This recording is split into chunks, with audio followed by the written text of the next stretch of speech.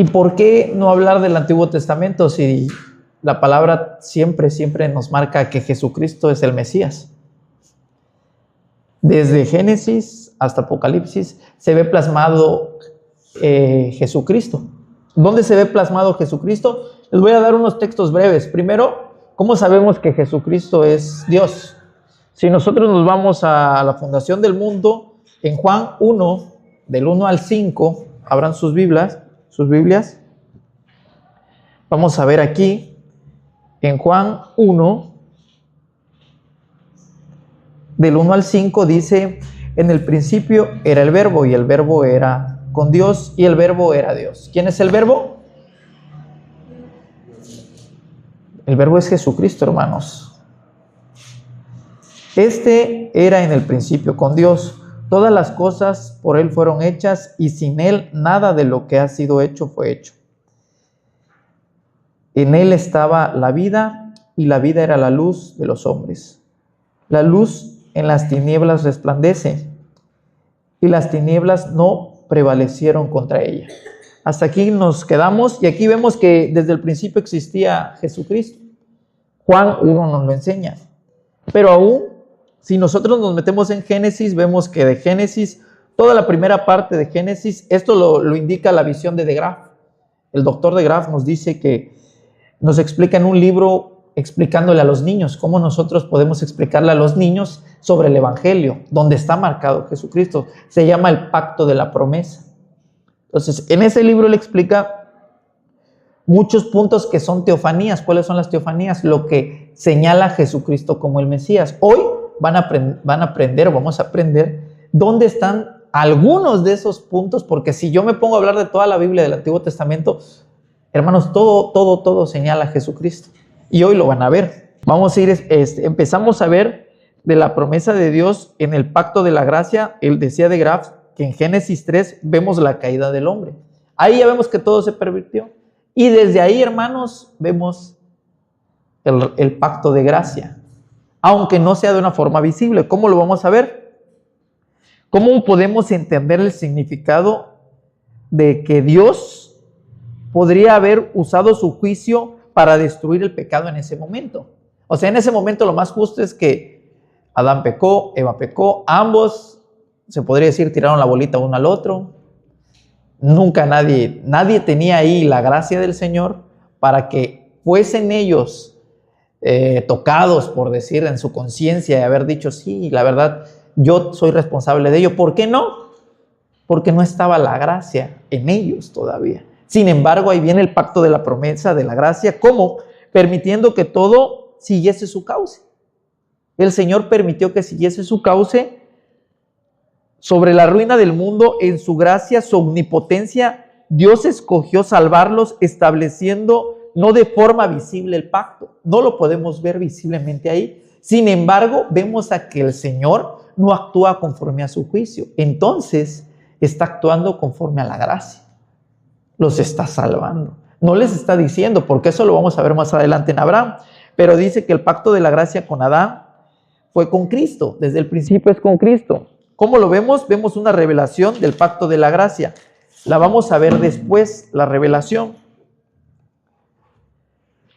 El pacto de la gracia es revelado en el hombre para que pueda creer. En lo que Satanás hizo surge una promesa. Satanás hizo algo, pero hermanos, no crean que Satanás lo que iba a hacer el Señor no lo sabía. Todo estaba planeado antes de la fundación del mundo. El mundo fue pervertido por un hombre, o por el pecado por un hombre, tendría que salir por un hombre, por Jesucristo. Aquí empezamos a ver. ¿Qué vemos? Vamos a ver. Voy a seguir rápido. ¿Dónde señala a Jesucristo desde el principio hasta el fin? Se llaman epifanías bíblicas, que demuestran que Jesús es el Mesías. ¿Se acuerdan que al final, en el destierro de Adán y de Eva del paraíso, dice la palabra que quedó una espada encendida? Bueno, ahí va, primera epifanía. Estamos hablando de Génesis. Desde allí vemos a la epifanía de Jesucristo, que dice que se revolvía por todos lados para guardar el camino del árbol de la vida. ¡Wow! Epifanía. ¿Qué es la espada? La espada es el Espíritu Santo. Todo lo que pase por la espada tiene que ser purificado por el Espíritu Santo, tiene que ser capacitado. La espada no va a dejar pasar en el camino a cualquiera, es el Espíritu Santo. Debe de ser limpio por el Espíritu Santo. ¿Y cuál es el camino que está guardando la espada? Jesucristo. Primera Epifanía. Y lo vemos desde Génesis 1. Y si vamos más adelante, Caín y Abel, rápidamente Caín dice que no es la simiente genuina ni viviente, y Abel pues es asesinado. Ahí acabó. Entonces, la esperanza revive con el nacimiento de ¿quién? Todavía no, esto no es dicho, pero tú tienes que estudiar las Escrituras para ver que todo señala a Jesucristo. Aquí debe trazarse la línea de Set hasta Cristo. Ahí empieza la promesa, en Set.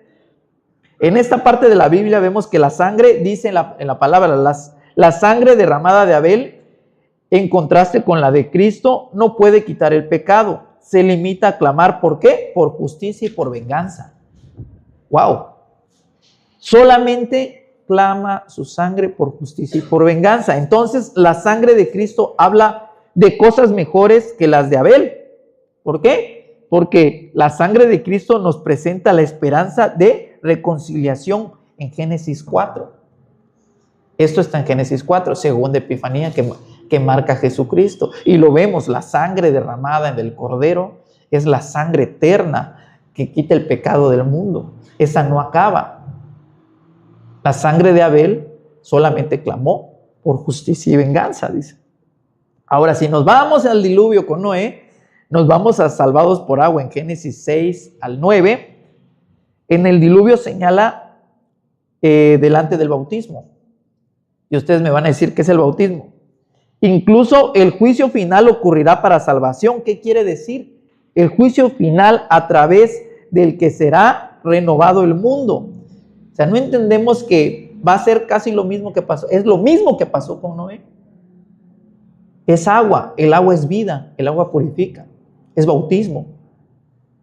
Mientras en el mundo, que son millones de personas que murieron, el Señor eligió a 8.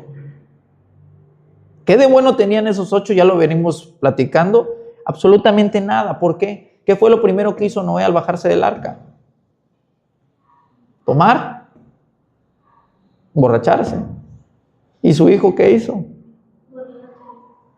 Entonces, ¿qué de bueno tenemos nosotros, hermanos? Si ustedes ven en el mundo y dicen, no, yo pequé, yo soy malo, me voy a alejar de la iglesia, el diablo dice eso, porque ni yo que estoy acá soy bueno, nadie de nosotros somos buenos. La gracia del Señor es el que nos guía a eso. El Señor es el que nos guía, nos capacita. Somos incapaces de hacer lo bueno. Entonces, vemos el bautismo, porque mientras vemos que alguien se bautiza y es limpio, purificado de una forma, por fuera es tirada la inmundicia, por decir así. ¿Qué es el arca? Las personas que estaban adentro del arca estaban en el nuevo mundo, pero fuera del arca, ¿qué pasaba? Muerte, destrucción. Y eso es lo que va a venir en el juicio, hermanos. Muerte, destrucción, pero para nosotros, como Noé, estaremos dentro de un arca. Cantaremos, alabaremos y diremos, grande Señor. Hosana en las alturas. Pero aquellos que estén perdidos en el mundo serán lavados por agua, pero aquí será por fuego. Entonces, Noé aparece en las Escrituras como un tipo de Cristo. ¿Por qué un tipo de Cristo? Vamos a hablar como un tipo de Cristo porque a través de él fue salvado el mundo. O sea, a través de él, el Señor lo eligió a él. Este Noé era un hombre justo mediante el Espíritu de Cristo. Vivía en el pacto ante los ojos de Dios. Dios estableció un pacto con Noé para preservarlo junto con su familia en el arca. En Génesis 6:18 nos dice eso. Encontraremos por primera vez la forma visible dicha la palabra pacto. Ahí vemos primera vez que dice el Señor pacto con Noé.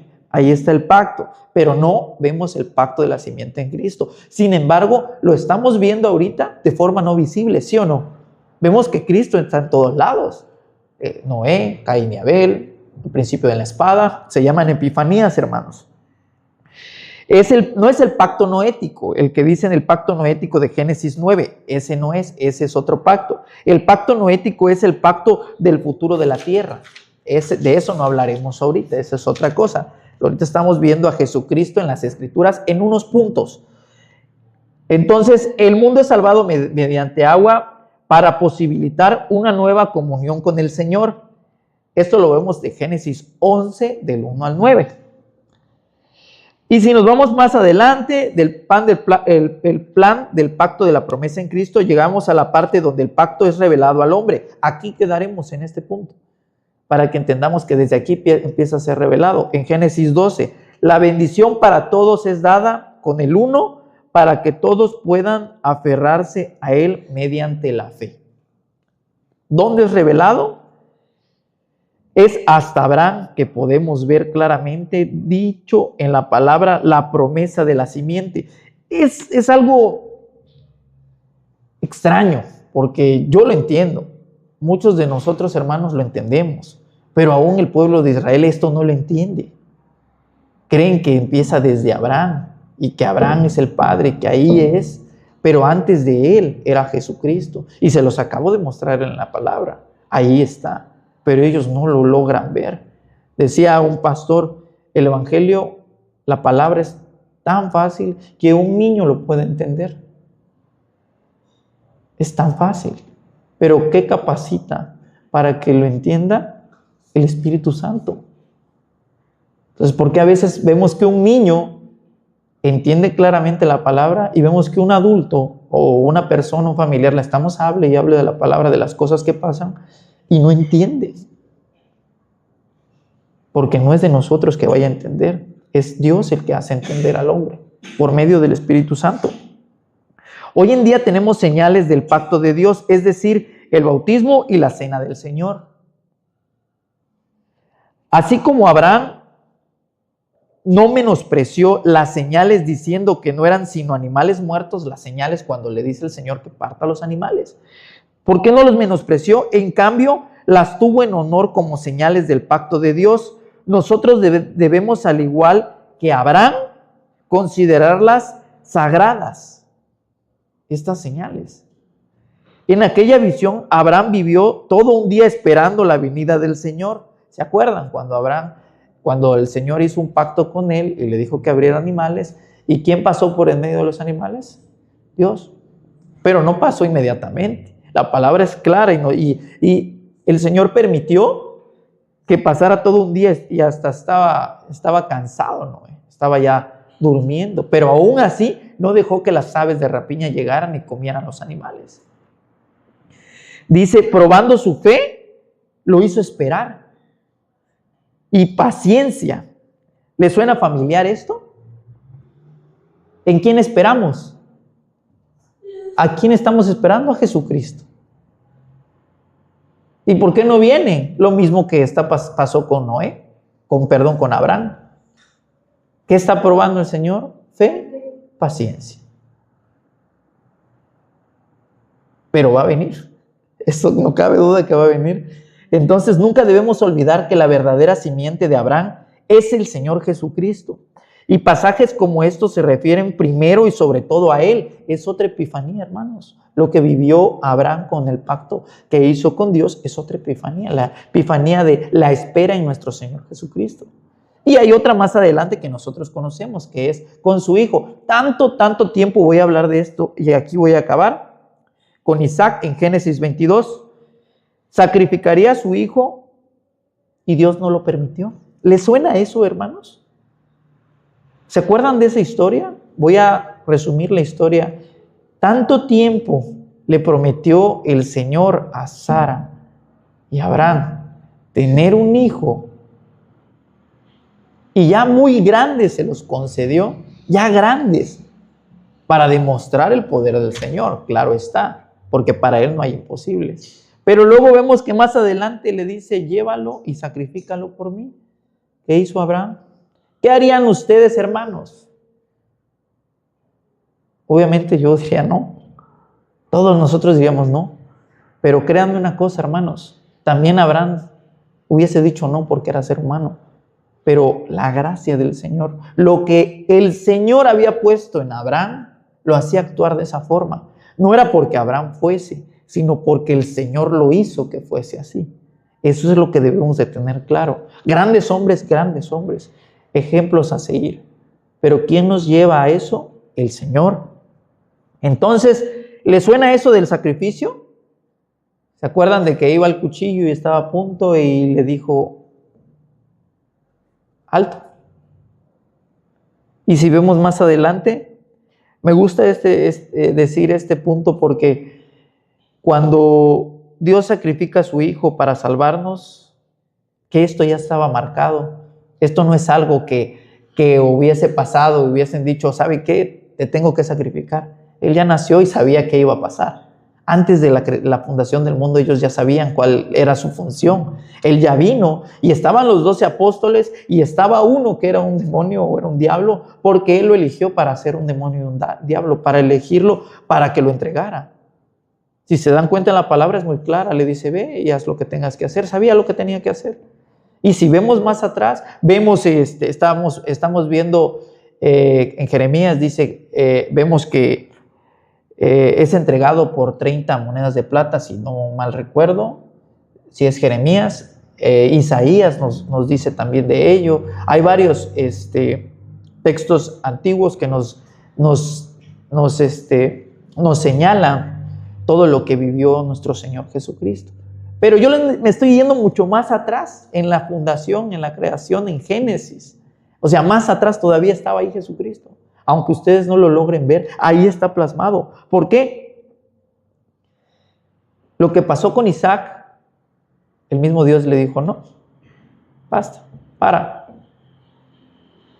Pero lo que pasó con Jesucristo, no había alguien más que le dijera, no, basta, para. El mismo Dios sacrificó a su Hijo para que todos nosotros fuésemos hijos. Él sacrificó a su Hijo. Esa es otra epifanía. El sacrificio que no pasó con Isaac, sí pasó con Jesucristo.